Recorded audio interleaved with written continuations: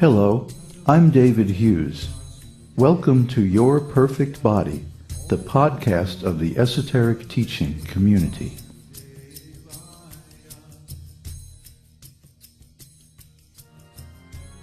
Today's selection is an essay entitled Search for the Beloved.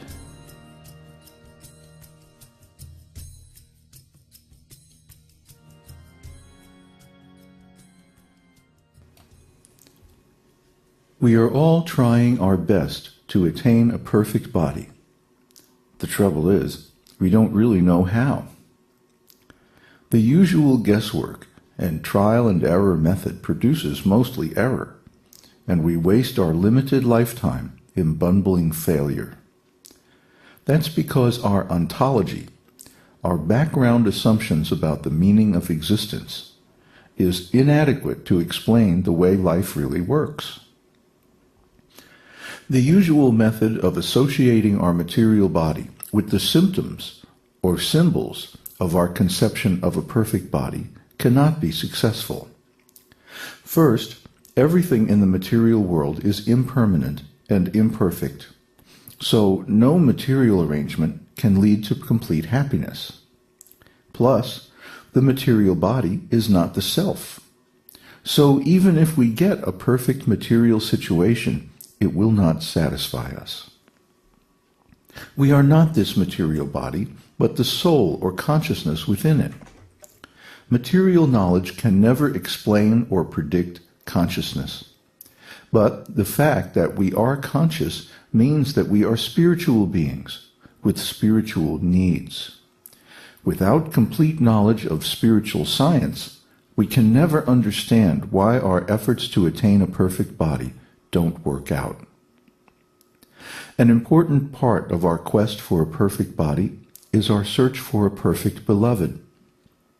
Sex is a powerful force in our lives, but even more powerful is the need for love. This makes the search for a beloved a major factor in most people's lives. We need to give and receive love because we are spiritual beings, and the essence of spiritual existence is love. Love is a sacred feeling, and the adoration of love is akin to worship. When we are in love, we see the beloved as perfect, and that puts us in touch with our own perfection. But in material existence, is our beloved ever really perfect? Can our love really be perfect and eternal?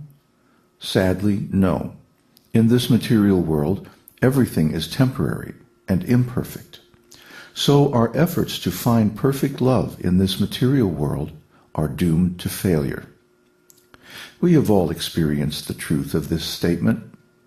Over time, friendships and love affairs lose their ecstatic, transcendent edge, becoming dull and routine. The person we thought was so perfect turns out to have hidden flaws that drive us crazy. The lover we wanted to spend all our time with, and therefore married, becomes a different person over time, and we can hardly wait for any excuse to get away. This is love in the material world. Even after experiencing the imperfection of material love, somehow or other we convince ourselves that perfect love is possible and go on searching against all odds. Finally, after repeated failures, we grow old and bitter and go to our deaths feeling cheated by life.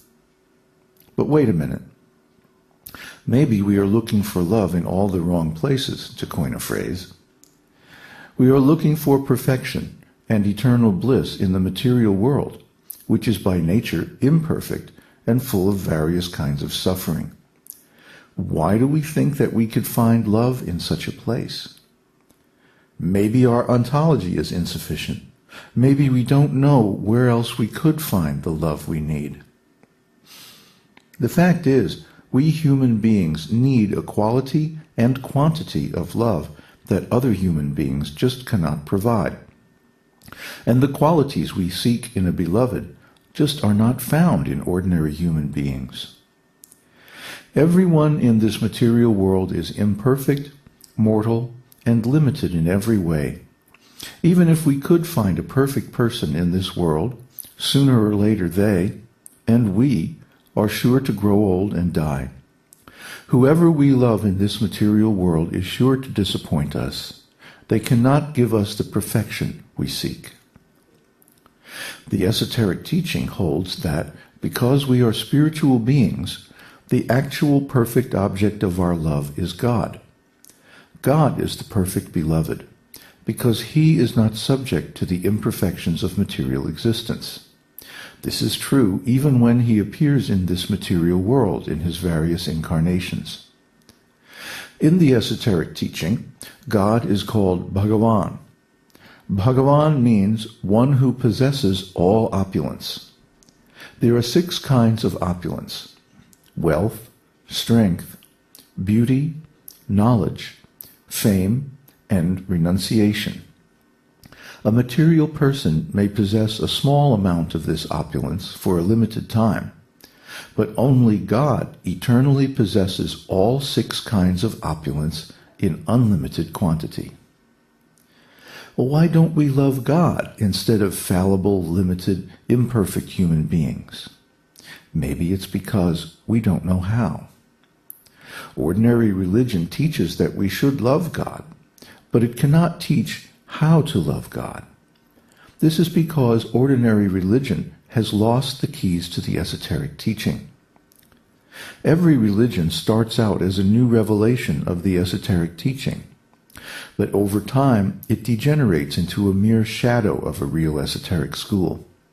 Formality and ritual replace spiritual substance and authentic enlightenment, and the loving connection with God is lost. The esoteric teaching gives us the actual key to love of God. The cultivation of love of God begins with controlling the tongue.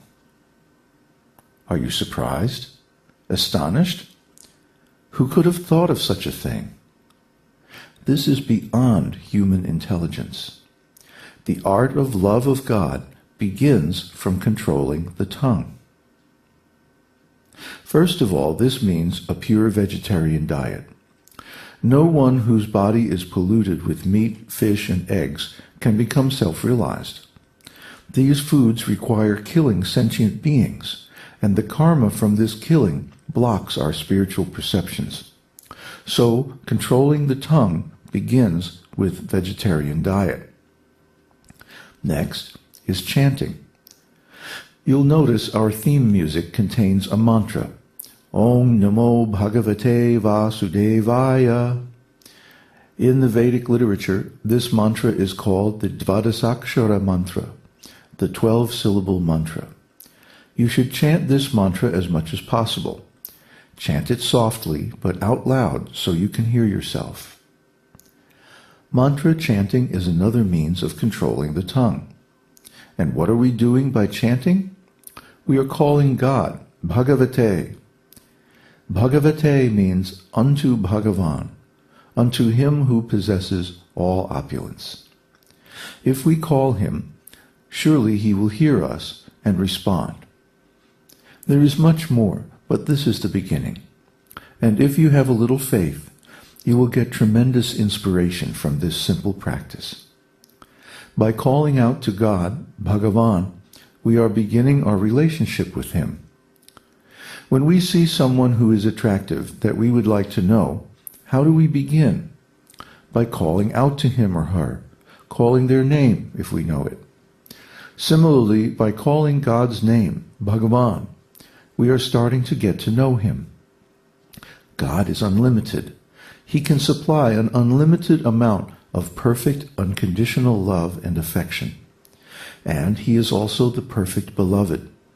He is unlimitedly opulent and has many more super excellent spiritual qualities not found in any other being.